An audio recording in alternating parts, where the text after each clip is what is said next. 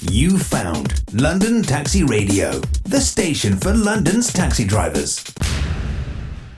Good afternoon, cabbies and cabettes. My name is Sean Paul Dane. You are listening to London Taxi Radio. Where do I begin with this one? Taxiapp. Taxiapp was founded in 2016. It was initially funded by about 10 cabbies and subsequently funded by drivers paying £20 per month. Now, the idea of Taxiapp came at a time when Get was treating drivers as though they were mere commodities and started chopping heavily into our fare structure. And Taxiapp was all about reclaiming work and handing back control to the drivers. It was meant to be a cooperative, and it was even sold to drivers as having provisions in place to prevent drivers from assembling and agreeing to sell it to outside investors. It was seen, if nothing else, as a potential insurance policy for the trade.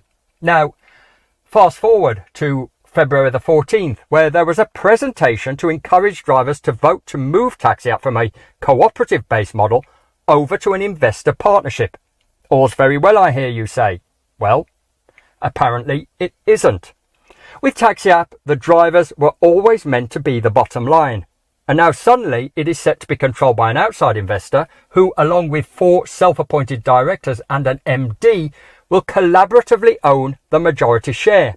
I say suddenly because it all seemed to come out of the blue, and shockingly it was orchestrated behind the backs of those who favoured the cooperative by people who are now pursuing a commercial venture.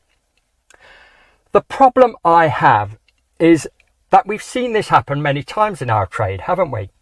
Initiatives that have been started by people with very good intentions, at some point hegemony at the top ensues, and the concept is replaced by another concept that is more about being a vehicle to make money. And it seems, as night follows day, this is what has happened with Taxiapp. To me, what is important is clarity before agreement. When we disagree, it's important to see why we disagree and what those disagreements are. As far as Taxiapp is concerned, clarity and discussion have been bypassed in its entirety. And not only that, those who favour the cooperative, who have been part of the Taxiapp steering group since its inauguration, have been suspended or laid off. And even long-term subscribers claim that they have been muted or removed from forums simply for asking questions. It's not an exaggeration to say a lot of drivers feel as though they have been utterly betrayed. There is no doubt that those who are set to gain from the new investor partnership have handled this situation atrociously. Stymieing drivers' voices is not the way to go, and it's got to be said, poignant questions still remain unanswered. So I met up with Scott Wolsey and Paul Harris, both steer group members from the beginning, to get the opposing take on what has happened to Taxiapp. So join us to hear about Taxiapp, the untold story.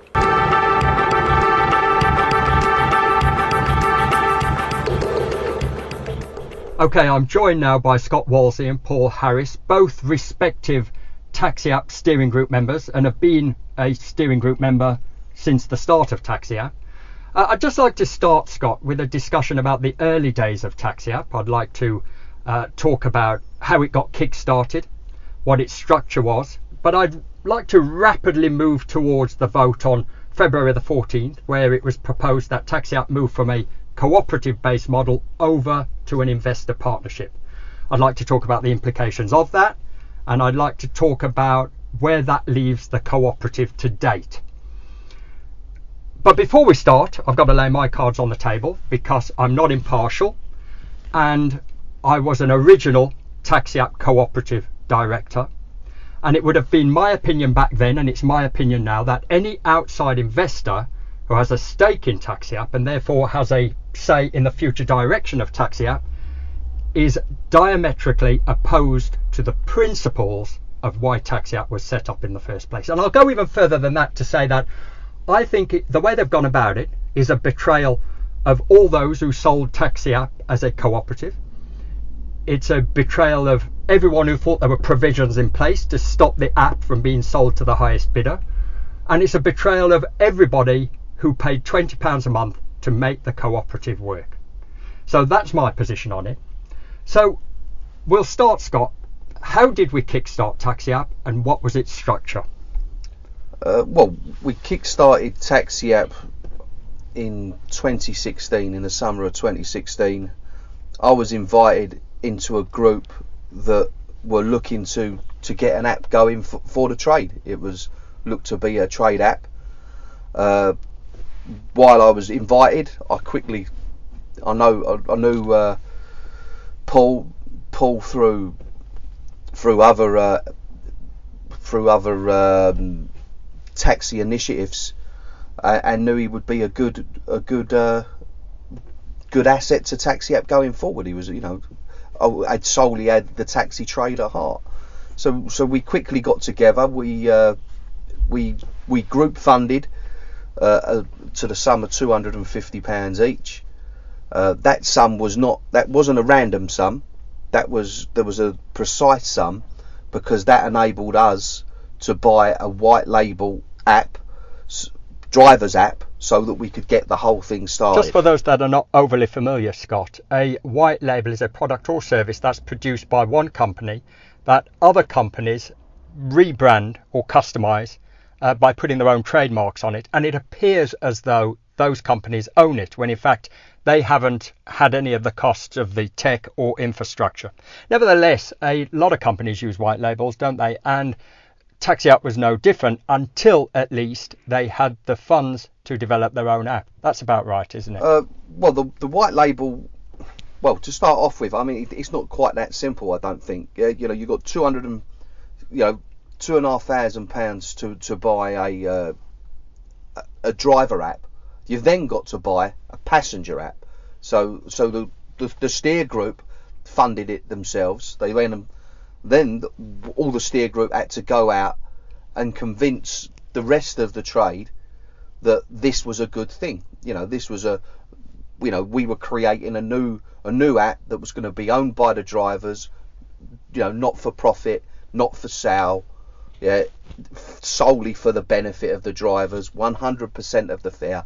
All of the things that I myself have continued solely through for the last 5.5, nearly 6 years to do with Taxiapp, along with most of I have to stress most of the other steer group members.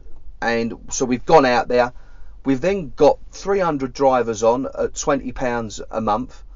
Those 300 drivers enabled us to then go and get a passenger app.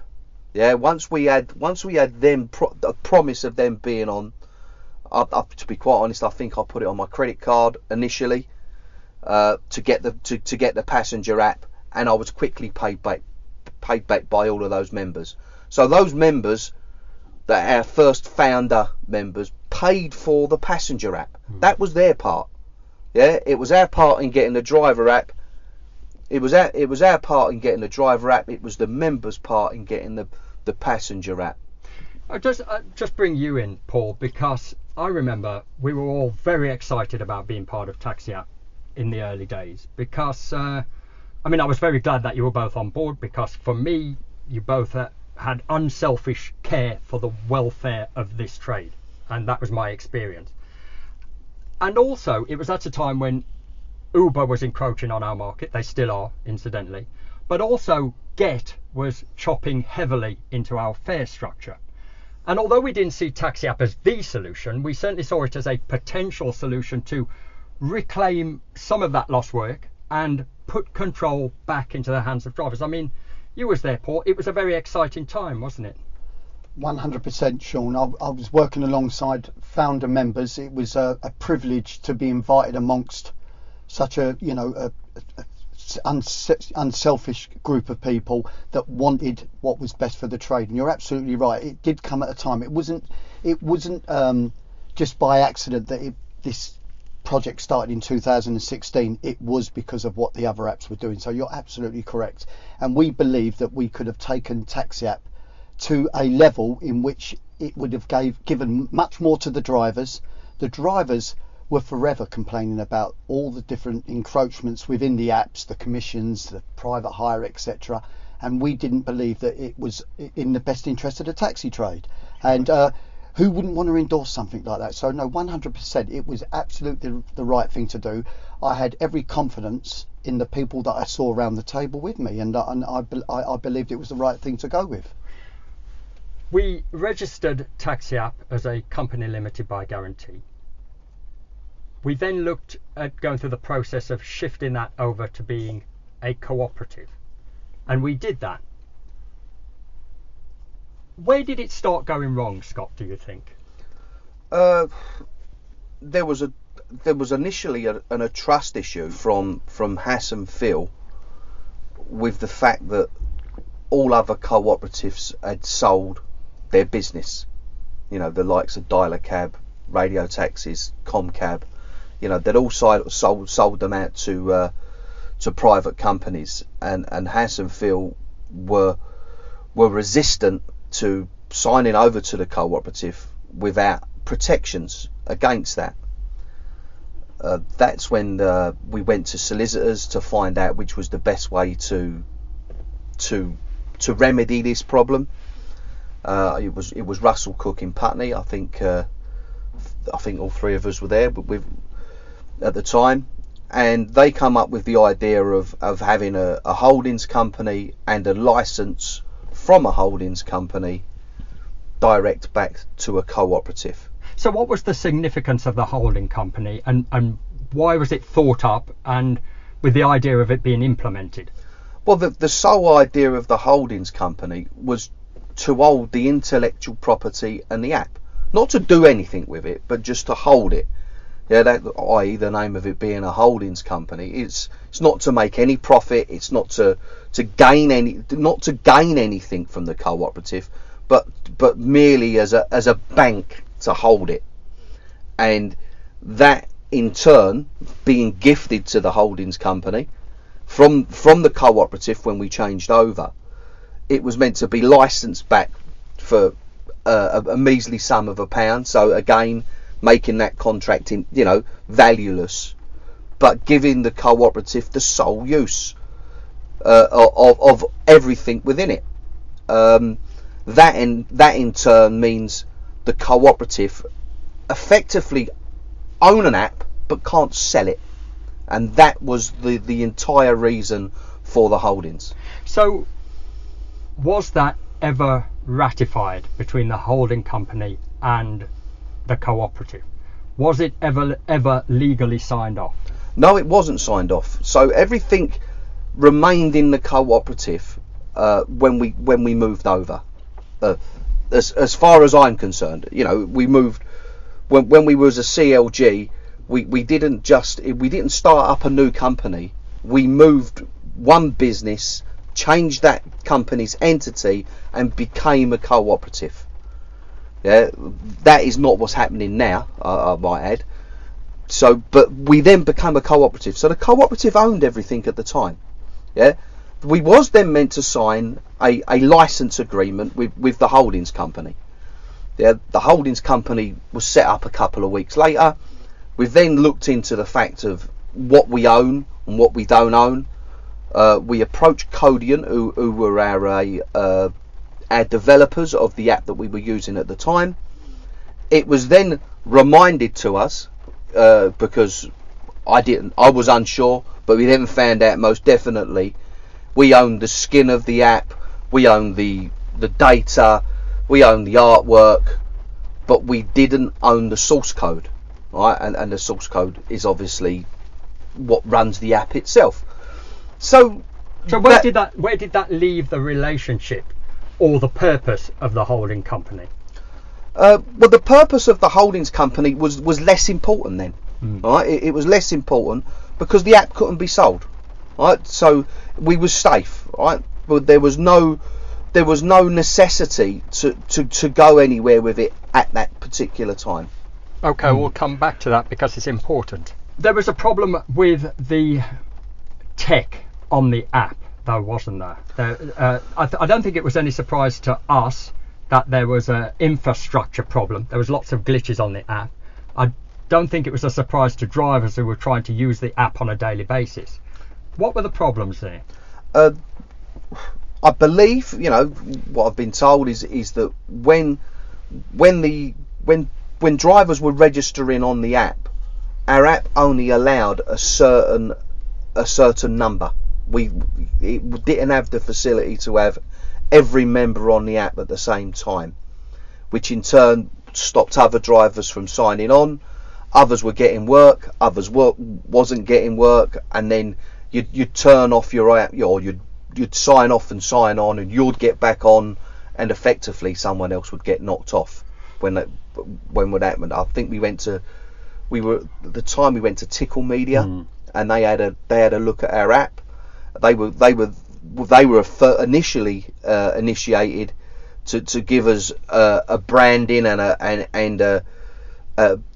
an identity, which we really failed. I've got to say as well, because I went to the meetings with Tickle Media. Tickle Media was an interesting company in the sense that they was a multimedia company. They shared a space and a relationship with PR people and app developers. And they was interesting in the sense that the two guys that run it, their dads were cab drivers.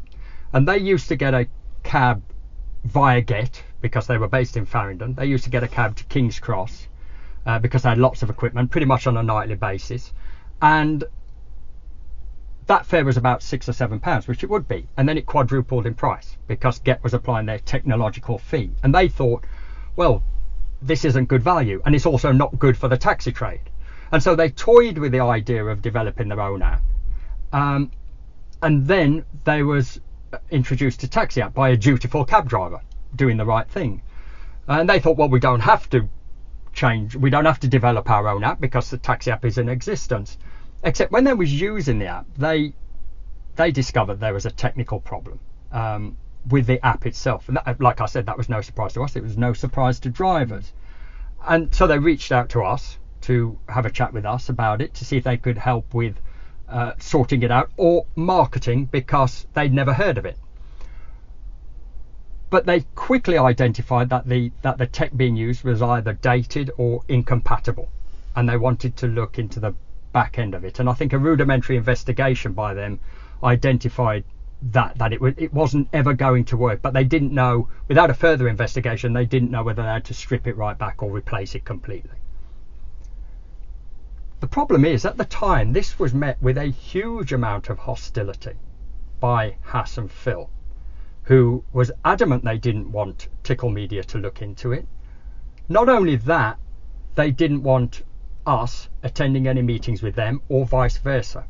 Now, that didn't work for me, because I was always of the opinion that anybody who was involved in the steering group could attend any meeting they wanted to attend. Didn't matter that it wasn't your area of expertise, you could attend whatever meeting you wanted to attend. So them turning around to me and saying, right, we're not going to a meeting with you and you're not going to a meeting with us, that was the catalyst for me pulling out of the app. It was also the catalyst for Myrna, and I think it was also influential for Lee Chapman to not be involved in the app. And Lee Chapman had dedicated a lot of his time to driver services, so it was a sad day to lose somebody like Lee, but it also meant that we left also. Now, I also understand the reasons why you stayed on, and we've had lots of discussions about this. And Scott, you always turn around to me, and to coin a phrase, you say that it was important for you to stay on the app to get Taxiapp across the line. That was of paramount importance to you. What do you mean by getting Taxiapp across the line? Well, getting across the line was to have all of the technology signed up and within the cooperative. It's very important to me that the cooperative had the value, and the drivers who paid towards and supported Taxiapp. You know, some drivers may have only supported us for 3 months. Some drivers have supported us from day one and continue to support us. But it's all of those people were given a promise that it was going to be theirs. And in actual fact, all the trade was given a promise that it was going to be theirs, whether they were on it or not. Mm-hmm. You know, that was the sole promise that I wanted to enforce. And it seems that now it's that promise has been undermined. Yeah. And been told that it's now good that contract wasn't signed. Yeah. You know, and I was astonished when that was proposed to me. I just said, well, how can it be good that this contract is not signed, and it not being signed is good. Yeah. And then I was told, well, you'll see. And when pushing on it, you know, so it gives us options, and we see the options that have come about for people who are members. To be quite honest, they might not recognise themselves as members. They like say, oh well, I'm not a member now. I'm not a driver. You know, they try to give themselves another title, but under a cooperative, they would have had to have been a member. And now they're trying to sort of elevate themselves, whereas under a cooperative we're all the same, and that's most important to me. But I also think when you asked the question about getting the app over the line, Sean, it was because the founder members, everyone, when we sat around the table, there was this promise, and it was about the app never being sold. It was about never going over to private hire. It was always about being used by the taxi driver. It was always in the interest of the taxi driver. When we started seeing, you know, these founder members, through mistrust, through not being clear about what direction that was going, and these kind of very subjective things around steer group members going to meetings. And I think, as you so rightly say, if I'm happy to give up my time to go to a meeting that's in the best interest of Taxiapp and the trade, why shouldn't I go? I absolutely agree with you. All these things trigger mistrust. Yeah, of course. And yes. what you found was that whole concept of the collective was slowly diminishing, because these steer group members started to lose the confidence in what they actually initially got involved with the app for. Yeah. And it almost felt like there was this resistance from the two founder members. Well, to me, openness and transparency had to be the bedrock of everything we did on Taxiapp, simply because there have been consequences for not being open and transparent. And the trade has a history riddled with it. I'll admit I'm a little bit cynical, and my default position is not to be very trusting, but even that doesn't matter, does it? If contracts are secure and you can attend meetings if you so wish. But now I'm faced with the untenable situation where I don't feel as if I can sell Taxiapp as being a legitimate cooperative. I can't sell it as having provisions in place to prevent it from being sold. And now I'm being told that I cannot attend meetings to do with Taxiapp's future. Well, that really didn't work for me. Respectfully, I understand why you, Paul and Scott, stayed on for the drivers, but that was me done. So, just going back to the app itself, Scott, what did Taxiapp put in place to resolve the technical issues? Oh, well, our original, or not our original white label app, the app that we went forward on and got developed for us, but didn't own the source code. Yeah. When we put the new skins on the app, basically gave it Taxiapp's, you know, its proper identity. Those issues which were highlighted from Tickle, Haas went to developers and told them that, you know, this is what's wrong, blah blah blah, and there was a list of problems wrong with the app, and we'd always had a provision that any upgrade would need to be endorsed by the memberships, because we had to be able to afford it. You can't just have anything happen. But because the app was so clunky, yeah, not working as it should have done, yeah, to be quite honest, it's not what we thought we'd bought. Yeah, you know, they then gave it a full revamp, and then presented us with a bill of £16,000. Right. An exceptional bill, considering it we was 3 months into lockdown. Yeah. In August 2020, you know, we've been presented with this extortionate bill. I must admit, the app started to work perfectly. Okay. You know, but that was on their behalf. They done the work that was needed. Yeah. So how did that bill get paid? That bill, well, the bill was meant to have been paid. How we were meant to have paid it we got into discussion. We was not happy with the fact that they presented it to us without us endorsing the work.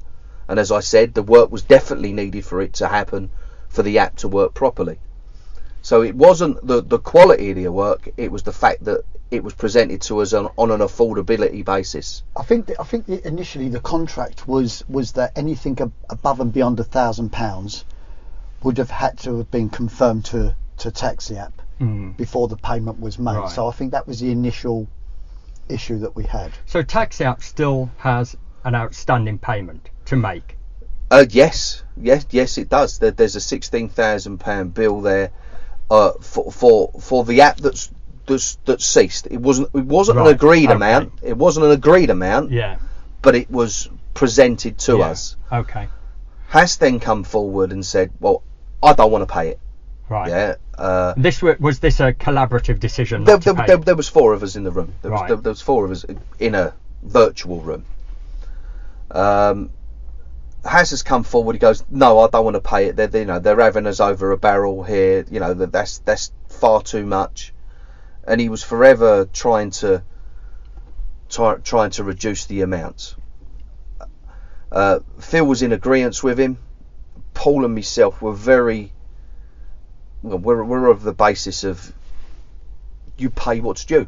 Yeah. That's the way I work. You might not like it, but that's what was necessary. But it's not good business to end up with a bad debt. No, is it? not at all. Not at all. And it's also not a good idea to actually work with developers in India, not knowing that they could be in dialogue with other developers Yes, and of say, well, look, course, you know yes. what, actually, watch these guys, they don't pay their bills.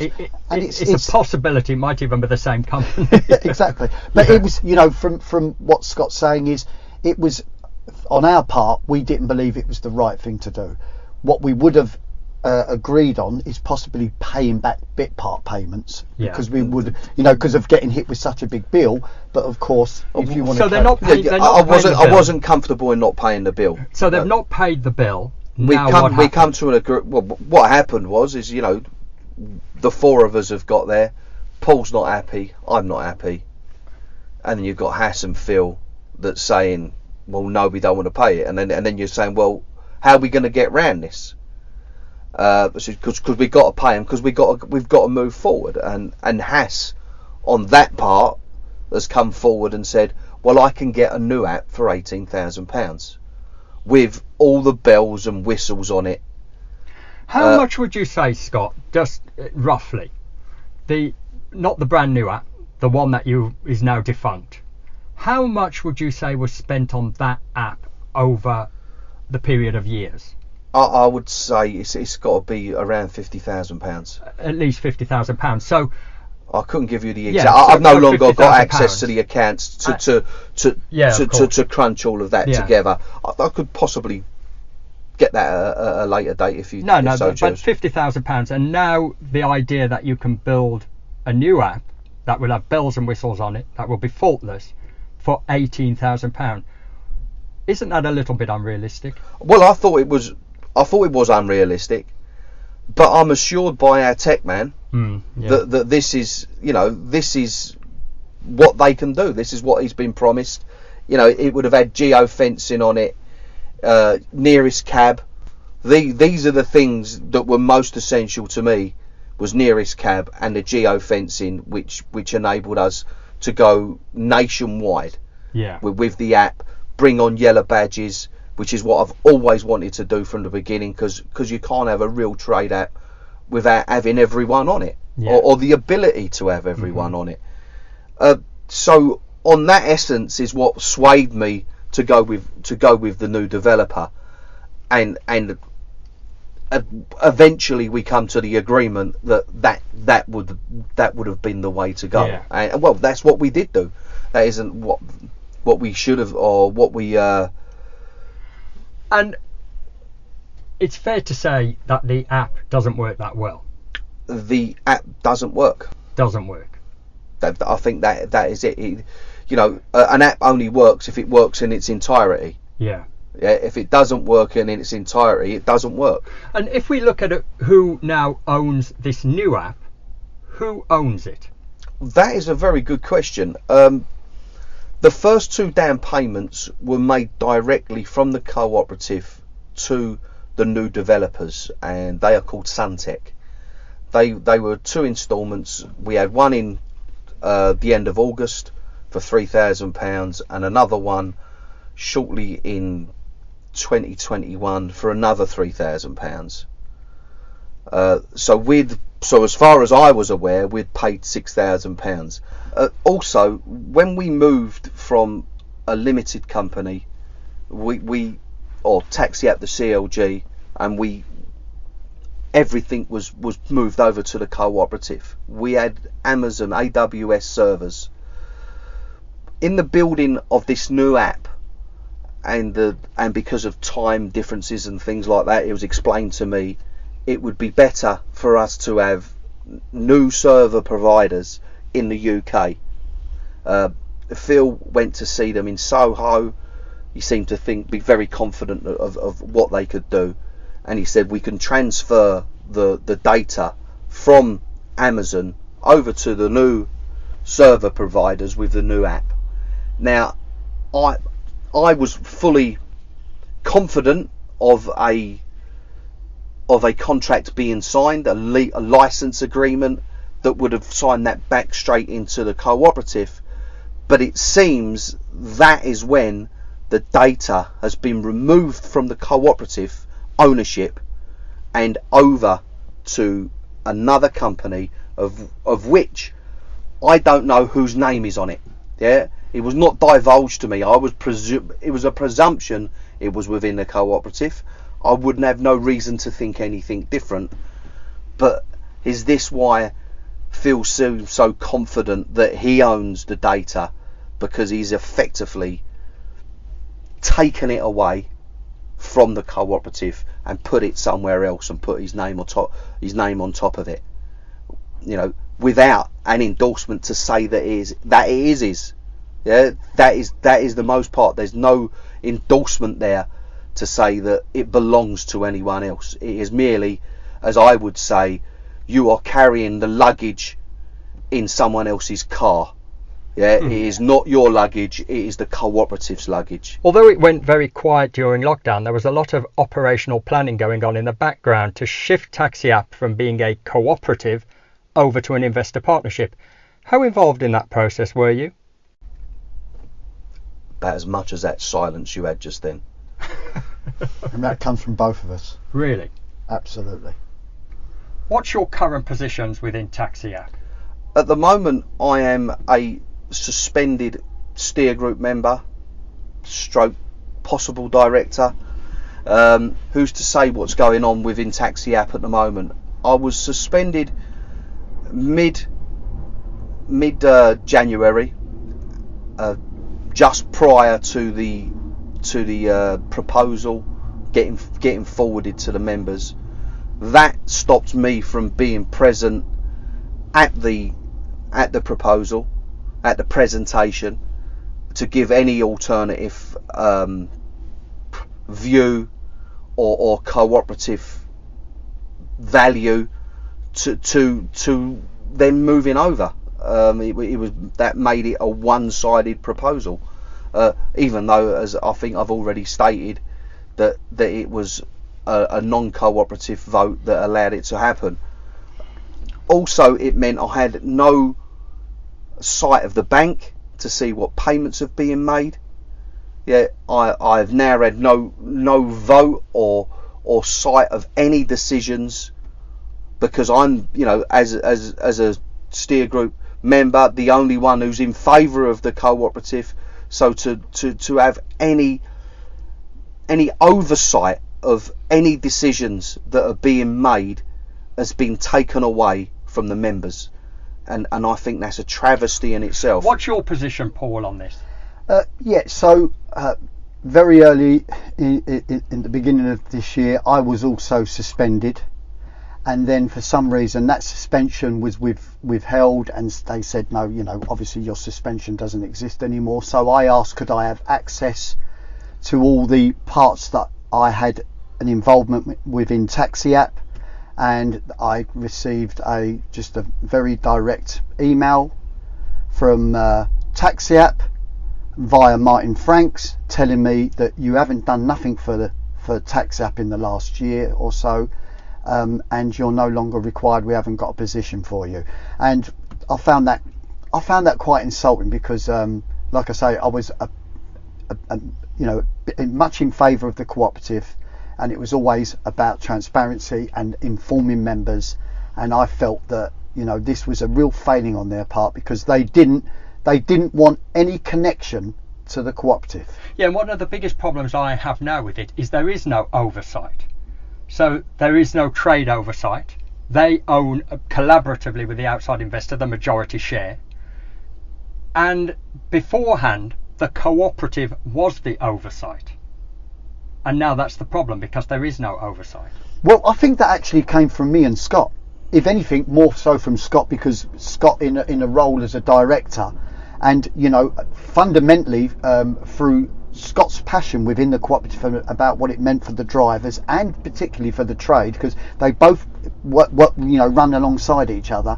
The really important factor for that is that they wanted to strangle the cooperative side of the app, and you're absolutely right. There wasn't no one that they weren't accountable to anybody. It was literally they could do what they wanted, and they were showing that they were doing what they wanted because of the proposal, the way that the proposal was put forward, the way that they removed drivers that wanted to ask questions, prominent questions about the app, about what they're subscribing to. All of this meant, well, actually, who actually makes sure that Taxiapp is being run in the best interest of the members? And also, if the holding company had been ratified, the signing of the holding company had been ratified with a cooperative, then they would have been much more limited with what they could have done. Except without a doubt, I mean, it would have tied both the holdings and the cooperative together, and the cooperative, as in every member, would have had to have collaborated with the holdings company and agreed if anything was to have changed, and that in itself stopped it from the partnership from even being proposed, to be quite honest, because the contract said that if the cooperative were to have proposed that and gone that way, the holdings company could have taken it away from them, taken away the use, and the contract would have been, with negotiation, exactly the same would have happened the other way. Is that if the holdings company proposed it, we could have then taken it away from the holdings. That was the part of the contract that needed to be negotiated and written in, because initially it wasn't done. It was because it wasn't done because the lawyers hadn't thought of it just yet, because it was done on the basis that the holdings were fearful that the cooperative was going to sell it rather than the other way round. And what we wanted to do during that time, Paul and me were doing nothing. We were looking over that part of the contract and wanted to mirror the same responsibility of the cooperative as well as the holdings, so we both had the same the same penalties for transgressing the contract. But that's also something that you were saying about just about the oversight. It's really interesting because we had the original founder members, all believing the same purpose, the same promise. But at the beginning of lockdown, I would say this is the operational planning for the investor partnership to move it away from the cooperative has probably been in process for a good at least 6 months, maybe a year. Who do you think was responsible? I mean, it might be collaborative, but who do you think was responsible for this, and why do you think he wasn't involved in that? Well, Martin Franks didn't want to go over to a cooperative. He wanted to go over to a partnership, and he said the cooperative would never work, and left. He wasn't getting what he wanted from it, because as we can already see, a partnership is not an equal partnership. Yeah, it's Animal Farm. We're all equal, but I'm more equal than you. Well, it's interesting because Martin Franks came on board when I was involved, and it certainly changed the dynamics of the steering group quite significantly. We didn't particularly get on that well, and he subsequently left. And when I left, he came back on board. So what was his proposed involvement the second time round? Initially, his proposed involvement was to get business accounts. He come forward to us saying, "Oh, we're not doing the LinkedIn enough." He then come forward and asked whether he wanted to do a driver Facebook, and having experience of Martin on Facebook prior, I immediately said no because he caused problems elsewhere with that. I said, well, if he's going to go and get work, fine. I've got no problem with a member getting work for Taxiapp. It then transpired that he'd get work for a percentage, and I was vehemently against that because we're 100% of the fare to the driver, and there was no way that I was going to accept that. It then, and again, Martin Franks has come forward. All of this is via Phil, of course, and he said, well, Martin said he'll get us business accounts. He's got business accounts lined up for us. He's got work for us, but he'll only do it if he gets a position as a director of the board. And the only person ever that has demanded to be on as a steer group member for his own benefit. You know, the only person to have demanded anything from Taxiapp was Martin for the promise of work, none of which has turned up. You know, we had one advertisement with the Kingsman, and Taxiapp ended up paying for it. You know, ended up paying for the super sides on the side of the vehicles. There was no benefit to Taxiapp from any work that Martin has brought to. So none of itself. None of those promises materialised. But he now has a 7% share in Taxia. Well, he has a 7% share in Taxiapp because he's the percentage man. Right. Yeah, he's the man that wants to facilitate a percentage off of the drivers to benefit the few. You know, it's the percentages only come off of the drivers. Yeah, you no longer, when you're on percentages, you no longer own something, you work for someone, and Martin wants to transfer it to that. As I said, you know, within the cooperative, his business was to get business accounts, nothing else. He then moved over and said, well, we haven't got secondary rules and things, you know, the type of the business needs to be sorted out, and Scott, you need to go and do that, and Scott, you need to go and do this. And my feeling was, well, it's not essential until we come out of lockdown where we can consult the members properly, have a rules review committee, let the drivers endorse everything that we do and agree to it, and then go forward. Martin's idea was to bring it forward, do it himself, mould it in a position where he's got control, and anyone else going up, he has full control of that as well. Whereas I'm of the feeling, yes, secondary rules are definitely necessary. You know, the way we use the app was definitely necessary, but it needs to be done in conjunction with the endorsement and the involvement of the members themselves.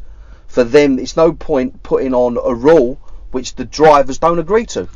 You know, they've got to endorse what we do. So when did you first find out that they was planning to change the very structure of Taxia? Definitely, or get inklings. There is a difference. There is a difference there. Okay. I got. Well, we can cover both. Yeah. Definitely, something was going to change. I found out 2 weeks prior to the special meeting on the 14th of February. As a steer group member, that's when I found out 2 weeks prior. So I wasn't involved in anything prior to then, and we had a vote on that. we was told we've got to have our decision within 2 hours of a proposal that all the members see on the 14th of February. That was presented to us in a meeting room. 2 weeks notice, so something that's been up in planning for about 7 or 8 months. Because I read the proposal, basically, when we look at it, it's a John Lewis copy and paste. It's customised, but it's a John Lewis copy and paste, and that's not without issues. I've worked for John Lewis. Oh right. I worked for Waitrose during the lockdown. Yeah. You know, couldn't get, well, more to the point, there was drivers that had to be out there, and I didn't want to break bread with them, taking work away from them, and I managed to get work elsewhere.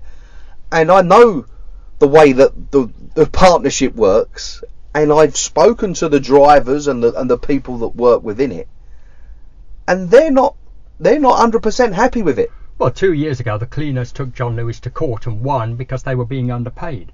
Exactly. So it's not a harmonious relationship. No, by far. it's not an even business. And taxis, for what anyone says, we all do exactly the same job. Yes. Yeah. We're very unique in that everyone does exactly the same job. There's no one elevated above anyone else when you're a taxi driver. Well, on the face of it, they've used drivers' money to significantly restructure the business model. But even if we put that aside, they don't adequately define their vision or reason for existence beyond simply being a vehicle to make money for themselves. And this is what happens in the trade, isn't it? You quite often get a lot of drivers get involved in different initiatives who have very good intentions, but somewhere down the line, opinions divaricate, disunity instills, and those people that got on board in the first place with very good intentions either leave or are sidelined. And that is exactly what has happened to you, because you haven't been involved in the negotiations, you haven't been involved in the strategy or the process of moving the app to an investor partnership. And I'll go on record as saying you are both two of the most honourable people I have ever met in my life. And it is a travesty that you have been sidelined and excluded in the way that you have been. And so the issue for me now is, looking further into it, that the drivers' voting block share will never be enough to counter a combined 58% voting block that will have the power and persuasion to mould the app in the way that they see fit. For example, I know there are certain vetoes in place, but I don't think there's a veto in place to stop drivers from assembling to sell the app, aka dial a cab. And that was the whole point of the holding company in the first place, wasn't it? And you have to wonder what happens when the initial wave of investment invariably runs dry and the owners then have to consider diluting the initial shareholding. These are questions that should have been answered before the proposal was made and the vote took place on the 14th of February. Drivers have got a say in everything in the partnership as long as they agree with the partnership. Yes. And that is the way that they're working. It is, you can have whatever you want as long as we agree to it. That is so if you ask for something that they don't agree to, you're not getting it. Simple as. Is that your point? Sean asked about when we first knew about the proposal. That was the first time we knew about the partnership. But you also said we also, understand about the inkling that we had. Yeah, well, I had an inkling. I was put forward to a meeting, and it was to do with percentages. Yeah. Now I'm against percentages, but if the drivers voted for it, I would go with it. It's the drivers that have to say. But then it was sort of like muted. Well, about changing. Would you be in favour of doing something different? And my ears prickled up and said, most definitely not. I said, we've got a contract to sign that puts everything over to the that signs ownership to the holdings and the sole use back to the cooperative. And Phil come forward, well, it might be good that we haven't signed that yet. And I immediately questioned him, how can that be better for the drivers? And he goes, well, it gives us options. And when I pressed on options, He said, well, it just gives us options. Right. Okay. Yeah, you know, there was no definitive there, and I'm thinking, well, what's going on here? But obviously, in my naivety, I thought the cooperative was still safe in its form as it was, because there was no other app that's turned up. Yeah, any payments towards that app would need to be authorised by the cooperative, and when the production of that app, what should happen is, yeah, we'll pay the last payment and everything goes back to the cooperative. That has not been done, right? That is where this app now has taken, it's been the vehicle to remove all of the property of the cooperative. That's what this new app has done by them not signing a contract. Okay, that's really interesting. So, considering they've breaking the promise that was given to every member that had paid in prior. So where does it leave Taxiapp now, and what can be done? Where does it leave Taxiapp now? And what do you require of them? Well, what I require of the members of the cooperative. No, what do you require of the self-appointed directors that look to be steering this Taxiapp in a certain direction now? Well, what they initially need to do is keep their promise of signing everything over to the cooperative. Yeah, lock, stock and barrel. Yeah, that's the cooperative's property. Yeah, they've paid for it. They've paid for it. They've worked for it. They've done everything for it.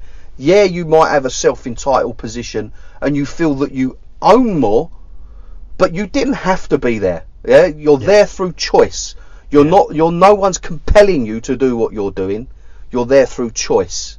Yeah, you're there through choice to work for the collective. Yeah, so give the property back to the cooperative, sign it over, and then once we're there, if the members decide that your proposal is the good way to go, then they can possibly decide within the holdings and the cooperative whether that's a possibility.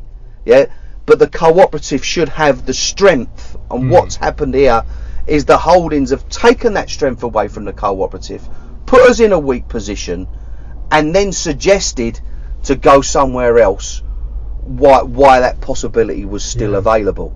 It's been manufactured for this to happen. Now, they had the meeting on the 14th of February, which was Valentine's Day, a convenient time to hold a meeting. They was allowed to propose their option of moving over to an investor partnership. There was no one to argue the case for the cooperative. Do you think that was a fair vote? Definitely not. It wasn't even a cooperative vote. And so if you challenge that vote, what would your process be now, and how would you move forward from that, considering the majority of people who voted opted for a commission-based investor partnership?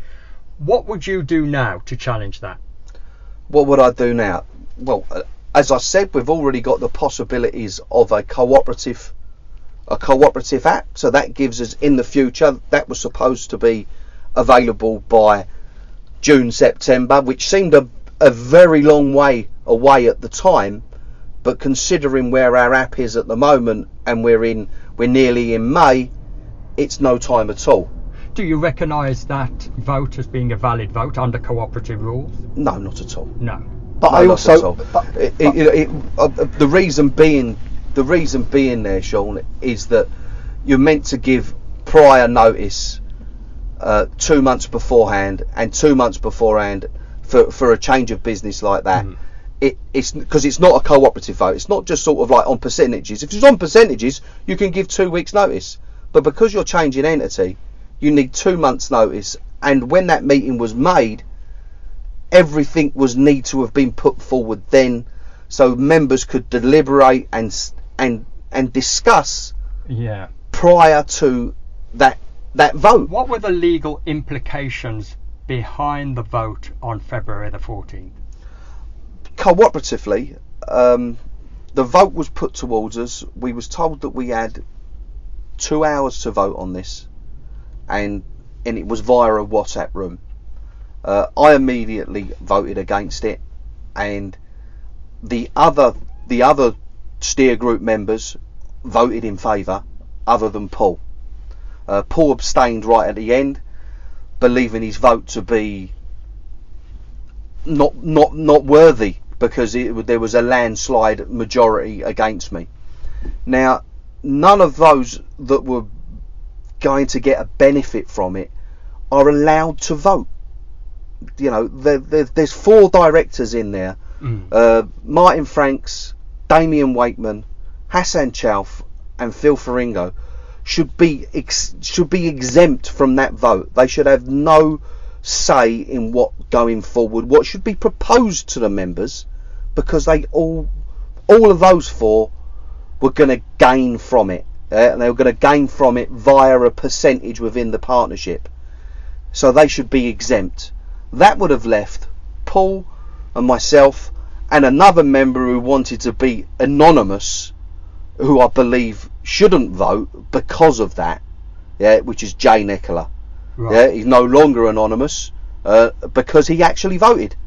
You can't be anonymous and vote for anything within a cooperative. That's just not the way it works. So legally, the only people that could vote on it was you and Paul. Yes. And when we've voted against, or Paul's abstained, or I've voted against, that in itself should have stopped it there and then. Now I might have be able to be swayed to put it towards the membership, because in that way I would have gone to the membership and say, look, you've got all of these guys, let them turn up at driver meetings, let them put it forward to them, let the drivers then decide whether they want that proposal to come forward. And then once the drivers have decided yay or nay to its validity, then it can be put forward again. But to be forced upon us is definitely undemocratic and wrong. It's not correct underneath the cooperative rules. Do you not think that in some ways the investor partnership has been overshadowed somewhat by the idea of moving Taxiapp from a subscription-based model over to a commission-based model, and the emphasis on that is what drivers were actually voting on, as opposed to voting on the investor partnership? Most definitely. I mean, Martin Frank's come up with £80. It's going to cost £80 per member to run the app. Where did he get that figure from? And is it a legit figure to run with? Without a doubt, it's not a legitimate figure. Okay. That would frighten people, wouldn't it? That would frighten drivers. Of course it would. £80 for what, Martin? Yeah. That was just plucked out, put down in front of the members. So we're going to charge you £80, or we're going to charge you percentage on those 3 jobs that you do this week. Yeah, it was a carrot and a great big stick. Yeah. Well, it wasn't even just a proposal. It was a presentation. Yeah. About a different business. It wasn't completely. It wasn't done in a democratic way for members to be very clear about what this meant for an app that was going in only one direction, as the original idea came about. And this started to change. And I think also you did ask a question a little bit earlier, and I'm sorry just to go back on that, but it was you was talking about the time regarding our involvement within the process of them changing over to this partnership. Where they found the time to do all this, Sean, is something I have to ask questions about, because if they were also running the app as it was at the time, and were also looking at building this partnership, and it was quite evident that me and Scott were very much against this, because as Scott has already said, we were always about this app not being sold. Yeah. That was the promise. That was always one of the key reasons I needed to be here to the very end. And what only was not only was the proposal very detrimental, it worked against the whole premise of what a cooperative was about. It was almost like they kind of painted the cooperatives as a total failure, and all of them that were proposing this partnership never really got behind the cooperative. Yes, there isn't a period in the 6 years of any of them being involved that I recall any of them going, let's really give this a go. Yeah. Let's really give this a push. They were quite happy for drivers to go down ranks and sell the app as a cooperative owned and run app to get drivers on board. And again, that's a really interesting point, because why didn't Phil and Hass address any of the founder members and go, well, actually, I think you've got it wrong. Yes. You've got it wrong. You've misread what this app is about. This is what we own. This is what we're happy to give the trade, but this is our trade-off for the trade to get this. Yeah. There was never a time any of us, any of the founder members, if any of them can come forward and say, well, actually, guys, I think you've all got this wrong. There's no way none of the founder members would have kind of misinterpreted what Taxiapp was about. It's not coincidental that everybody that got involved in Taxiapp, other than Phil and Hass, had a completely different direction. For me, that is massively clear. And as Scott said, you know, they have absolutely betrayed the taxi trade in the way that they've conducted themselves. Absolutely, 100%. Look, I understand the disgruntlement, and I know Paul and Scott, you're very passionate.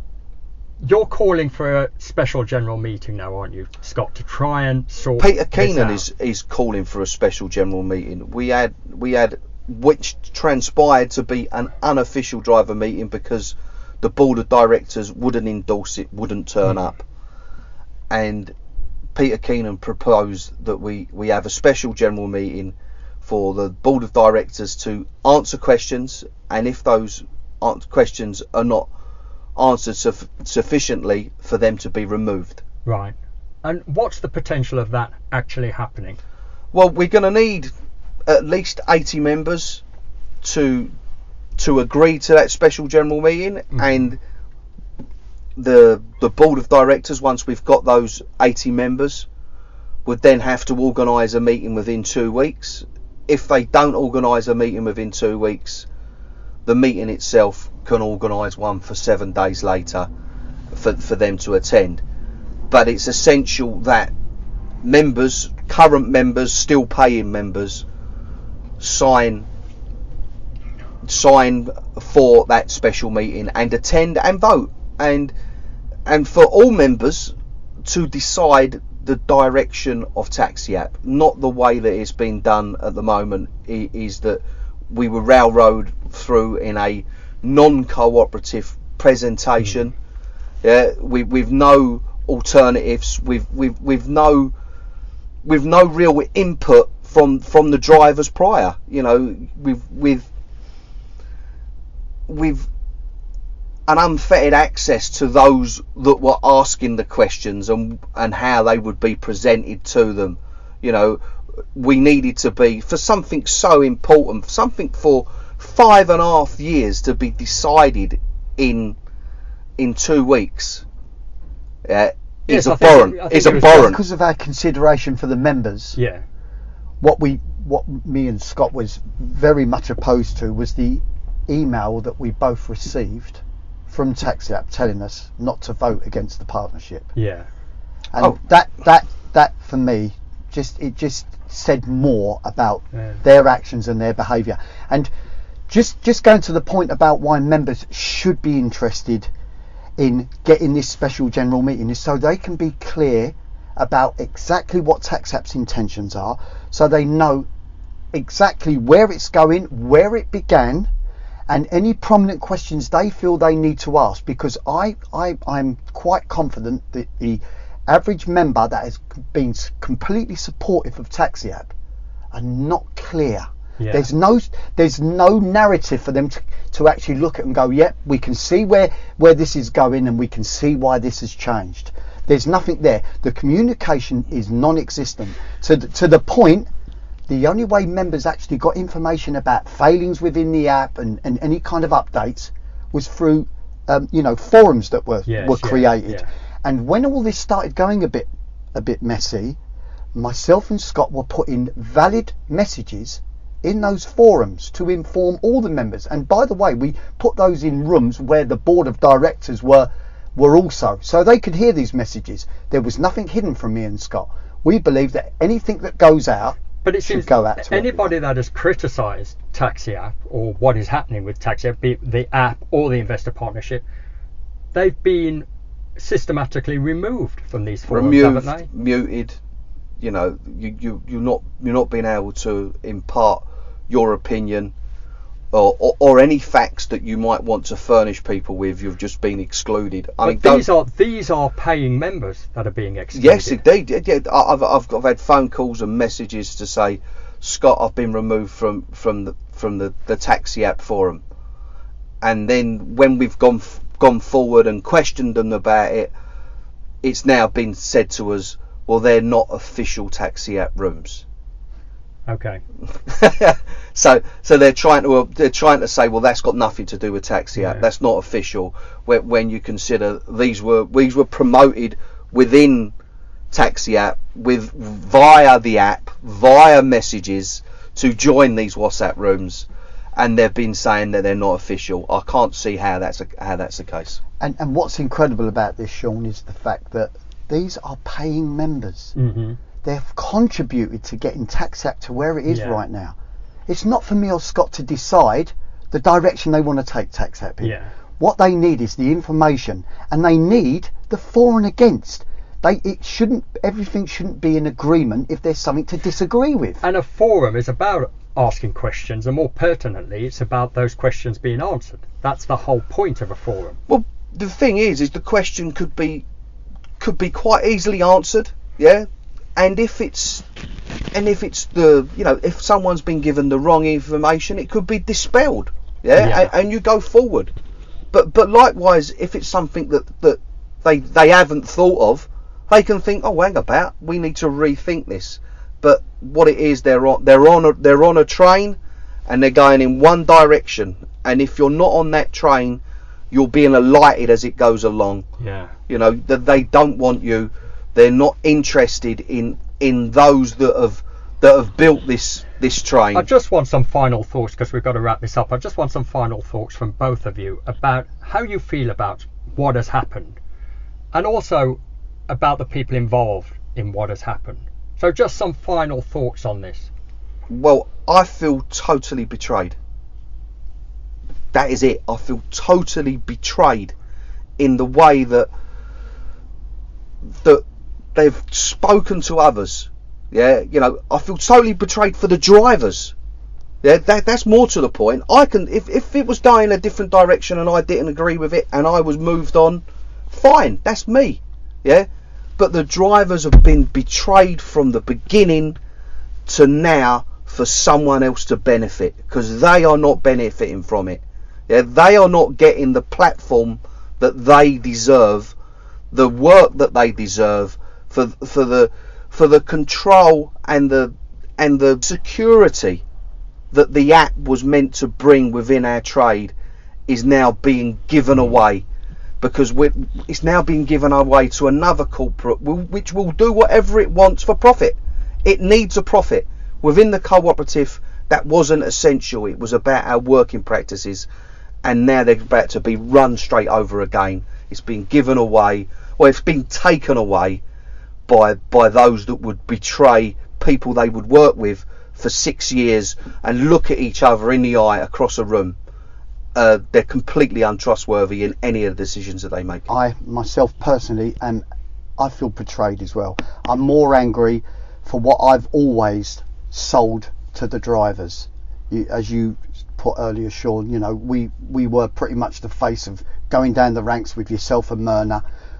We were never told otherwise, so why wouldn't we feel this was a total betrayal? It's a bit like a door-to-door salesman coming to your door saying, you've got this policy, you pay it every month, and don't worry when you retire, and then finding out when you retire, actually, no, that policy's it's nothing you thought it was.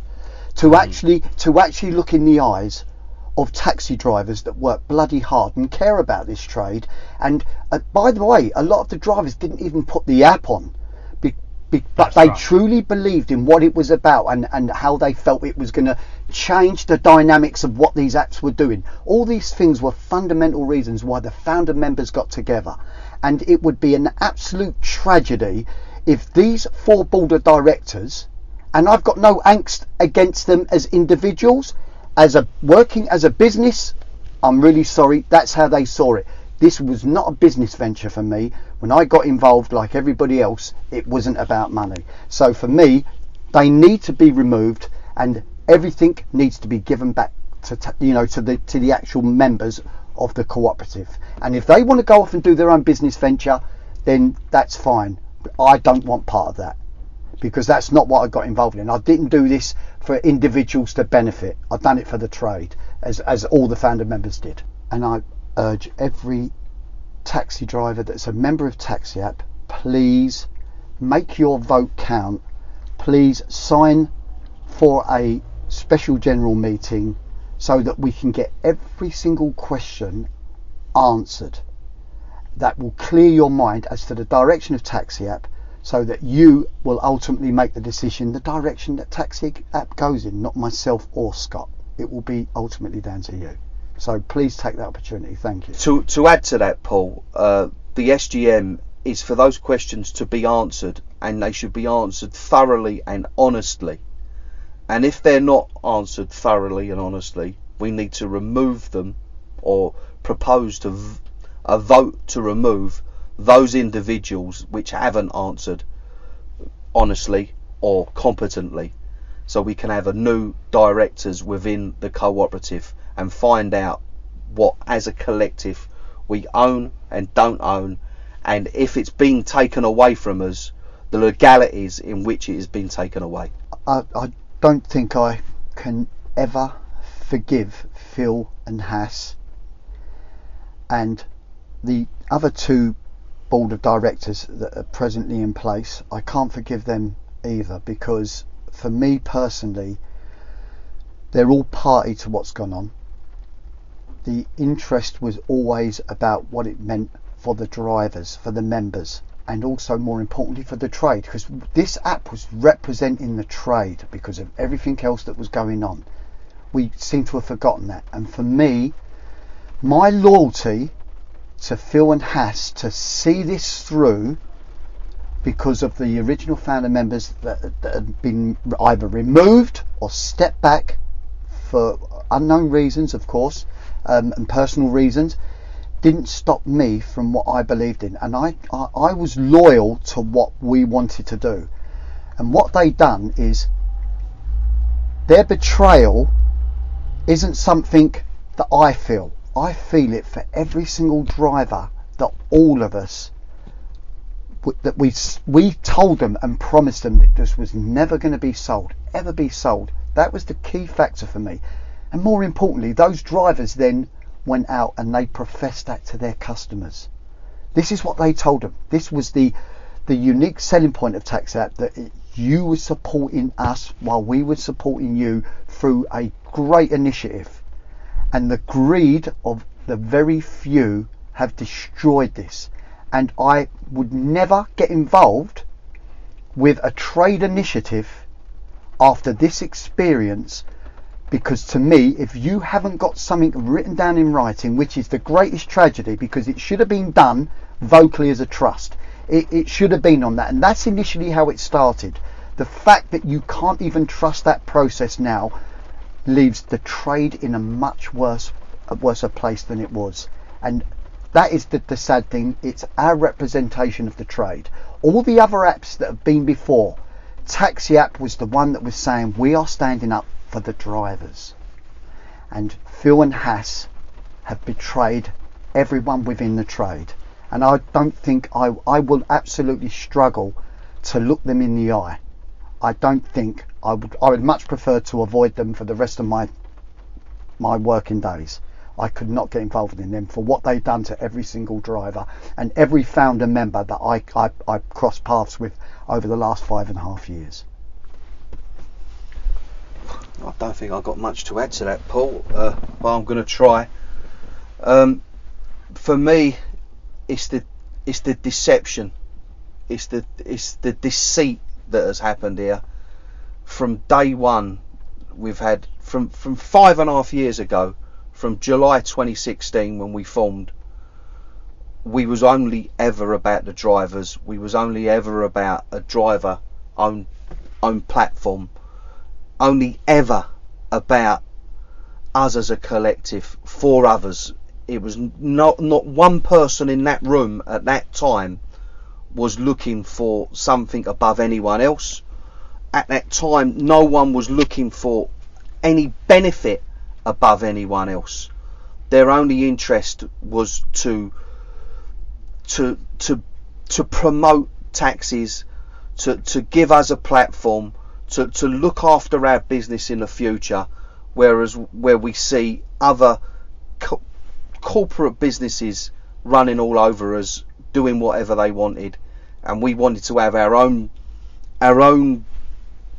as taxi drivers. When I say our own, it's every taxi driver out there to have our own platform, our own say in the business that we run, because that is what all those other apps do. They run our business for us, and Taxiapp was meant to be our say in the way that it worked.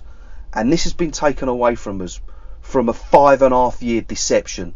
It's 5.5 years down the line that they've then changed and deceived all of those individuals. Over 3,500 drivers have invested in Taxiapp with £20 at least. Yeah, they have deceived 3,500 drivers to be benefited to themselves. It's wrong wholeheartedly. It's the biggest deception I believe the Taxiapp trade has ever seen. It is wrong, and it lies, I would say, solely with Phil and Hass. Okay, you've been listening to Scott Wolsey and Paul Harris. We'll leave it there for now, guys. There are loads of things that I'd like to add, but I'm absolutely certain that drivers don't want to hear me warble on for all eternity. So what we'll do is we'll put this recording out there and encourage drivers to ask questions on social media, and maybe you can make yourselves available to answer those questions. Maybe Phil and Hass can also make themselves available to answer questions. I've spoken to lots of drivers who subscribe, and they all cite a lack of communication. But I do have to say, and I have to stress, that whatever they say, and it doesn't matter if they criticise this recording, it doesn't matter if they castigate us, because it is too late. They should have made themselves available before the vote took place on February the 14th. That's it from me, guys.